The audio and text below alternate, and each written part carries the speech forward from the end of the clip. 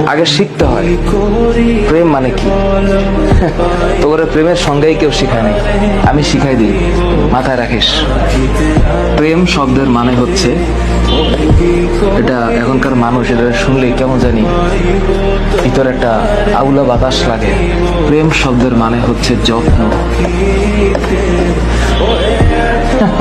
কেউ তোদের বলেছে? আজকে আমি বলে দিলাম, যার যত প্রেম তার যত্ন তত বেশি।